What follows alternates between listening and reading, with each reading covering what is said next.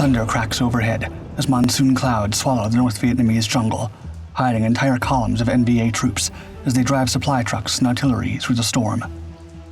The men march with confidence. No enemy could possibly spot them through the wall of wind and rain. Suddenly, a low roar cuts through the gray skies. Some swear they see a shadow flicker above. Just more thunder, the commander shouts, but before he's even done talking, the bomb hits. Trucks cartwheel through the air, crashing upside down in the mud. Troops can barely dive out of the way. Some men raise their rifles skyward, but can see nothing through the pouring rain. Then comes another strike. Entire gun crews are torn apart in seconds. As word reaches Hanoi, commanders demand to know how it's possible for the Americans to have found them in the middle of a monsoon. The strikes were too precise for luck. Somewhere in the mountains, the enemy must have a secret new weapon, one capable of finding North Vietnamese even when flying blind. And whatever it is, it has to be destroyed. The storm above Hanoi. It was early 1965, and Operation Rolling Thunder had just begun. A formation of over 100 American warplanes took off above North Vietnam. Their mission appeared simple enough: fly straight to key targets, drop their payloads, and turn back to base before the enemy had a chance to stage an organized defense. Strategists believed the campaign would bring the nation to a swift collapse. But as pilots began to approach their targets, they immediately realized how mistaken they'd been. Below, a spiderweb of anti-aircraft artillery had already been woven across the countryside. Camouflage batteries lay hidden in the jungle, sitting in radio silence with fingers on triggers, waiting for just the right time to strike. And when they hit hard. A blizzard of Soviet-supplied SA-2 guideline missiles flew straight toward the incoming attackers, punching holes in the fuselages of America's finest. For those few lucky ones who managed to dodge the SAMs, they were immediately met by packs of MiG-17s, hungry for a face-to-face brawl. Though slower than the American supersonic jets, the enemy aircraft were agile and devastating in close combat. When flown by seasoned North Vietnamese pilots, these fighters had no trouble downing U.S. pilots. On the very first mission of Operation Rolling Thunder, 6 American aircraft were lost. But retreat was not an option. With every passing day, North Vietnamese forces crept ever closer to the south. President Lyndon B. Johnson feared that the collapse of their allies would result in a domino effect, leading to the entire region being controlled by the communists. Despite the fierce anti-air defenses of North Vietnam, U.S. aircraft could not afford to stop taking off. Over the following months, U.S. pilots found themselves fighting in the most vicious aerial campaign since World War II. But unlike the seasoned wings that had devastated Nazi Germany, the American fighters in Vietnam were poorly prepared for conventional bombing runs. Worse, the enemy was always listening. For their raids, American forces utilized unencrypted tactical radio communications, revealing their every move. According to historian Stephen Budiansky, quote, "The North Vietnamese had at least 30 to 45 minutes warning of 80 to 90% of Rolling Thunder missions." Stealth was nearly impossible. From September to May, the monsoon season took over, and the skies turned into a wall of rain and fog. Visibility dropped to zero, completely wiping out any possibility of night attacks. Only a few aircraft, like the Navy's A-6 Intruder, could even attempt raids under such conditions, and even then, pilots were skeptical about taking off, fully aware there was always a good chance they wouldn't come back. Washington knew it couldn't go on like this. If the Americans wanted to win the skies, they would need to adopt a new plan, and after months of planning, they finally came up with something. The tactic would be daring, pushing international laws to the limit. Still, it was the only way they could have a fighting chance. Up in the mountains, America was walking a delicate line. During the Cold War, even the slightest cooperation with a foreign nation in Southeast Asia could ignite a global confrontation. Yet the strategic advantages of partnering with North Vietnam's neighbors were undeniable. Laos, sharing a border with the enemy, offered one of the most promising and commanding vantage points for aerial operations. Located just 160 miles west of Hanoi was Pho Pha a 5,800-foot ridge rising above the jungle, with a summit just flat enough to support a compact military outpost. To the Americans, this mountain was known simply as the Rock.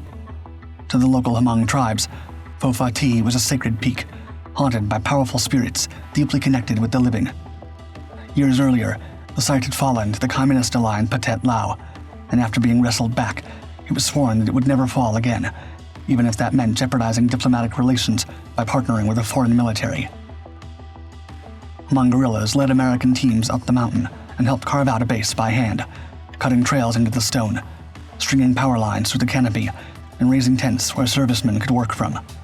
Supplies and radar components were flown in by STOL aircraft, skimming treetops to land on a rough dirt airstrip. At first, the site hosted a single tactical air navigation system used to guide American pilots through the jungle. But its fortified position and its proximity to Hanoi made it the perfect candidate for a bolder upgrade. Soon, engineers airlifted in a newly developed TSQ-81 radar system, a mobile bomb-directing platform designed to function in low visibility and monsoon conditions. With it, operators could chart bomb trajectories in real time, transforming blind bombing runs into precision strikes, even in torrential rain or complete darkness.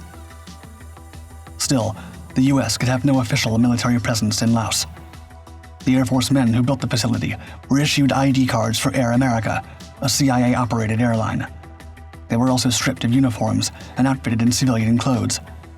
When it came time to staff the radar, active-duty airmen were honorably discharged, then covertly rehired as civilians by a front company, allowing Washington to disavow any involvement if the mission was exposed or overrun. And that was always a very real possibility. Lieutenant Colonel Douglas Farnsworth, one of the first on-site commanders, recalled the many vulnerabilities of the mountain outpost. According to his reports, there was no reliable communication, nor an established escape plan. Given that the men on the site were not technically military officials, they were also not allowed to carry weapons. Farnsworth later confessed, quote, "I relayed my concern. I was told in so many words not to worry."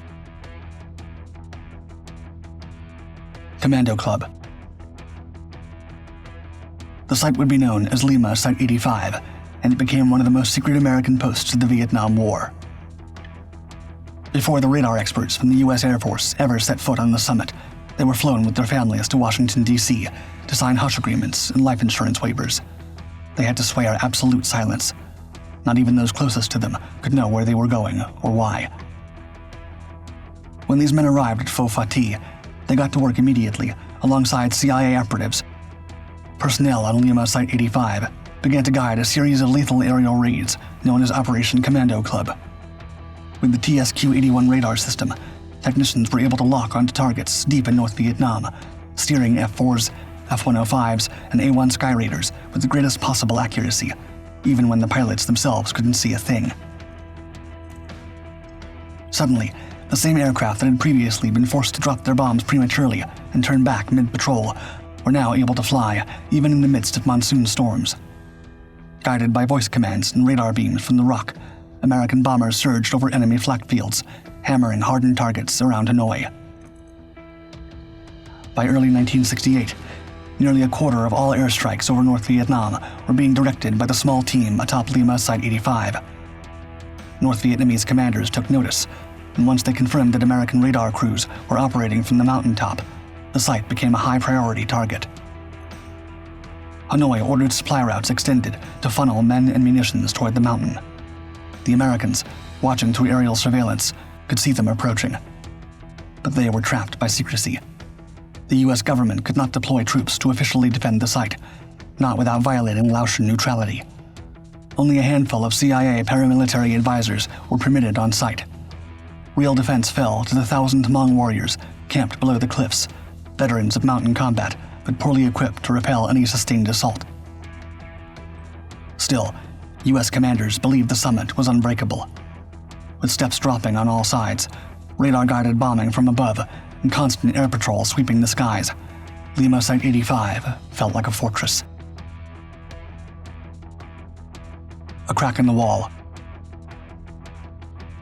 It was January 1968, barely months since Lima Site 85 had gone operational, when a pair of CIA sentinels spotted 4 unidentified aircraft flying toward the mountain. As the silhouettes drew closer, the ground troops could identify them as a pack of Antonov AN-2 Colts, slow-moving Soviet biplanes typically used for transport and crop dusting, not combat. For a moment, there was a brief sense of relief amongst the personnel, believing this was at worst a reconnaissance flight. But then, one of the Colts spat fire, unleashing a round of 57mm rockets at a nearby ridgeline. The aircraft had been crudely retrofitted, now armed with underwing rocket pods and makeshift bomb bays, capable of dropping up to 22 250mm mortar rounds. The attackers had barely missed the site. Alarms rang out, and defenders rushed to assume positions. The site had virtually no anti-aircraft defenses, and for the first time, the team realized just how quickly Lima Site 85 could be wiped from the map. As another Colt swooped in, it struck Lima Site 85 with mortars and rockets. Among defenders were cut down, but the enemy missed its primary prize, the radar trailers. One Thai trooper, working next to the site's defenders, raised his aging rifle and fired into the sky. Against all odds, his rounds ripped through the fuselage. The Colt lurched, then spiraled downward, crashing in a plume of fire. The remaining biplanes turned tail, but the Americans weren't about to let them go so easily. Radio calls went out. Within minutes, a pair of civilian Hueys from Air America rushed in over the trees. At the controls of one of the choppers was Captain Ted Moore, and beside him, door gunner Glenn Woods. Their helicopter was unarmed. All the team had was an AK-47 and a hell-bent will to strike back. Moore pushed the Huey to its limits, closing in fast on the retreating Colts, their boxy wings no match for the chopper's speed. As they neared the border, Moore tilted the bird just above one of the enemy planes. Woods leaned out, wind ripping past him as he stood next to the side door. He took aim and fired. Shells tore into the biplane's engine and cockpit. Slowly, it began to falter, losing altitude, then vanishing into the jungle below. The biplane ahead attempted to pick up speed to avoid the same fate, but in doing so, all it accomplished was to lose control and come crashing down as well. That day, the CIA crewmen earned what's believed to be the only air-to-air victory in the agency's history, and a helicopter was credited with taking down a biplane for the first time. Lima Site 85 was safe for now, but the North Vietnamese would not let the Americans have the last laugh. If the skies were no longer an option, then they would take the mountain the old-fashioned way. Hear the march approaching. As weeks passed, North Vietnamese forces began closing in on the land around Lima Site 85. Reports confirmed that one battalion was hauling a 105mm howitzer poised to fire from a position that would put all personnel working at the rock at risk. A classified CIA report landed on the desk of U.S. Ambassador to Laos, William Sullivan, bearing a grim forecast. Lima Site 85 would fall, likely around March 10th. Alarmed, Sullivan penned a letter to the Air Force Chief of Staff, in which he declared, quote, "It seems doubtful that the site can be held in the face of consistent enemy determination. Therefore, we are in touch with the USAF authorities on evacuation and destruction plans. We are fairly certain these can be carried out in an orderly fashion." But that order never came. The demo charges rigged to destroy the radar systems and sensitive gear on the site had been removed by personnel, fearing that a premature detonation might wipe out the entire team. Only a handful of M16 rifles had finally been handed out for defense, most of them to men who had never fired one in combat. To keep morale afloat, ropes were handed out to be used to climb down the sheer cliff face as a theoretical escape route. The truth, however, was that no one expected the men to go down a 3,000-foot drop under fire. Still, Lima Site 85 remained one of the most efficient radar sites American bombers had, and officials determined that the base, quote, would not be evacuated until capture appeared imminent. But by the time that threshold was crossed, it was too late for any organized evacuation to take place. The day was March 10th, 1968, exactly when the CIA had predicted the enemy would make its move. As night fell, and Pathet Lao troops emerged from the jungle, with rifles hanging from their shoulders, they surrounded the mountain and began to climb. Attack at 90 degrees. The attackers came marching from the east face of Pho Pha, the only route where infantry could scale the mountain on foot. It was also the most heavily defended sector of the summit. entrenched Hmong warriors manned the trenches that stood between the enemy and the vital American radar site. But that night, those defenses would be put to the test. The North Vietnamese forces outnumbered the Hmong by more than 2 to 1, and they were determined to take the mountain. At around 6 p.m., the first artillery shells began to fly over the mountain. Moments later, the lone howitzer the Hmong had at their disposal was obliterated in a blast. The outer defenses began to buckle, and enemy troops breached key strongholds, drawing dangerously close to the living quarters of the technicians on Lima Site 85. The Americans had no choice but to flee. Grabbing whatever weapons they could find, they sprinted for the cliffs, seeking shelter on the face of the mountain where the enemy would have difficulty following. Among them was Chief Master Sergeant Richard Etchberger, a radar professional whose work had helped guide some of the most devastating U.S. air raids of the war. However, now he had become a rifleman, fighting to save himself and his men. Flare ships and A-26 Invader gunships were getting ready to take off from Udam Air Base, deployed to hold back the enemy and buy precious time for the defenders. Even amid the chaos, the command refused to call for a full evacuation. But lucky for Etchberger and his men, just when it seemed like an invasion was imminent, the barrage stopped. The North Vietnamese had given up. A few of the technicians dared return to their damaged radar facility. Aircraft were diverted to strike enemy positions at different postings. Commanders assessed the situation as stable enough to hold through the night, and the crew on site finally let their guard down. Exactly what the North Vietnamese were hoping for. The attack on the eastern slope had been a decoy, designed to pin down the Hmong and draw the Americans' attention forward. Meanwhile, a team of Hmong defectors and NVA sappers had begun conducting a mission which the Americans believed to be impossible, scaling the 3,000-foot cliff behind the radar site, hauling rifles and grenades as they climbed nearly vertical rock in the dark. Around 3 a.m., Etchberger and his men were jolted awake one more time by the unmistakable crackle of automatic weapon fire and the sound of North Vietnamese war cries. The enemy had reached the summit. Sergeant Jack Starling would later recall the moment, quote, "It looked to me like there were probably a couple hundred of them out there, and no Thai army. Now I was scared." Summit Showdown. The enemy struck hard. As the first grenades arced into the radar compound, the operators inside rushed to escape, only to be met by a hail of gunfire the moment they stepped out of the buildings. 3 men were cut down in an instant. The rest could barely make it out to the side of the cliff, where they would be forced to keep the enemy at bay, whichever way they could, and the edge of the mountain right behind them. A small group of technicians had chosen to spend the night in nearby rocky grottos, away from the exposed summit as a precaution. But the attackers knew the terrain, and they quickly found the off-duty group. Among those men was Chief Richard Etchberger. When a grenade landed right in the middle of his crew, he didn't hesitate. Grabbing it with bare hands, Etchberger hurled it back at the enemy before it could detonate. However, this would not stop them. Grenade after grenade was flung into the refuge, giving the Americans only seconds to react each time, flinging the projectiles back out to buy themselves moments of life. Over by the helipad, CIA Commander Huey Marlowe watched as an explosion shredded the Takan radio antenna, one of the last links for calling in air support. If the helipad fell, any hope of rescue would be lost. With only a shotgun, a few grenades, and his bare fists, Marlowe led a small force of Hmong fighters into the fray. They charged into machine gun nests, fighting hand-to-hand to make their way across the battlefield. Marlowe himself stormed an entrenched enemy position, taking out the gunners one by one and clearing the way so the battered defenders could regroup at the helipad. Back in their cliffside refuge, the wounded operators still clung to hope. Captain Stan Sliss and his crew managed to raise the survival radio and broadcast a plea for air support. The crackling reply came through the static, quote, "Hang on, help's on the way."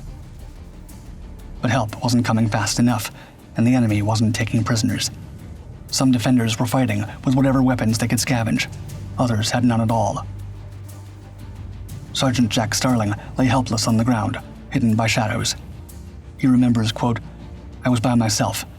It seemed like 20 hours, but it was only 5 or 6 hours. I just stayed there and kept still." All around him, He could hear the sounds of comrades being found and executed. But somehow, the enemy missed him again and again, a miracle Starling still can't explain to this day. Finally, salvation arrived. Over the dawn-lit horizon came a pair of A-1 Sky Raiders, their wings bristling with 20mm cannons and cluster bomb units. On the radio, Slizz's voice was resolute, quote, "We're goners anyhow, so you might as well do it." The fall. Captain Slizz will never forget the moment the American aircraft struck, quote, "It was like setting off a string of firecrackers, only 1,000 times magnified. It was a horrendous noise. After a while, everything was deathly still. I thought I'd gone deaf after the A-1s dropped their bombs. I couldn't hear a thing, just the ringing in my ears." Above the summit, a patrol of Air America Hueys sent by the U.S. Embassy in Laos seized the opportunity to attempt a rescue. Out of the 19 Americans who had manned Lima Site 85 that night, only 8 were still alive, most of them bleeding, half-conscious, or trapped. One of them was Sergeant Jack Starling. Without a flare, he resorted to a simple flashlight, clutching it in shaking hands and pointing the beam skyward, his only cry for help. Aboard one of the rescue choppers, Colonel Joe Panza and his crew spotted the signal and closed in. A pararescue jumper was lowered by sling onto the ravaged slope to search for Starling. For several minutes, the rescuers scoured the scorched ground, reporting back. No signs of life. The crew prepared to abort. But Sergeant Starling was not giving up. Panza recalled, quote, "Just as the pararescuer was about to get back on the penetrator to come back up into the helicopter, Starling grabbed him by the ankle."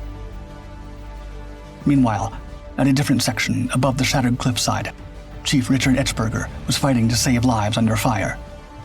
He braved gunfire to strap wounded men to the jungle penetrator and hoist them into the hovering chopper. Among those he saved was Sergeant John Daniel, who had slipped into unconsciousness after taking 2 bullets to the legs. With the last of his men finally secured, Etchberger climbed aboard the helicopter himself. But as the aircraft gained altitude, an enemy soldier below raised an AK-47 and fired a burst through the floor of the Huey. One of those rounds struck Etchberger. He would not survive the flight back to base. By midday, the battle was over. The shattered summit of Lima Site 85 had fallen to the enemy, and in the fight, they had claimed the lives of 12 Americans and over 30 Hmong defenders. Erased. To prevent any classified equipment or intelligence from falling into enemy hands, the United States made one final decision. Lima Site 85 had to be wiped off the map permanently. The Air Force wasted no time. Within hours, they ordered an unrelenting air campaign over Pho Pha Thi, an entire week of continuous strikes. Wave after wave of American aircraft made their way up the battered mountain, unleashing a barrage of firepower over the summit. 95 sorties were flown in total. No enemy, no ally, no fragment of the site was to be left standing. To deliver the final blow, 2 A-1 Sandy attack aircraft were dispatched to the summit, tasked with leveling every last structure. When the dust settled, Lima Site 85 was completely gone. In the aftermath, U.S. Ambassador to Laos William Sullivan reflected in a message sent to the State Department, quote, "It appears we may have pushed our luck one day too long in attempting to keep this facility in operation." Shortly after the fall of Lima Site 85, Operation Rolling Thunder was reassessed.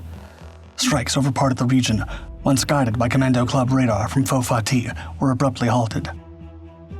Within months, amid mounting political pressure and deepening military losses, President Lyndon B. Johnson ordered a complete bombing halt. But the fate of Lima Site 85 remained hidden.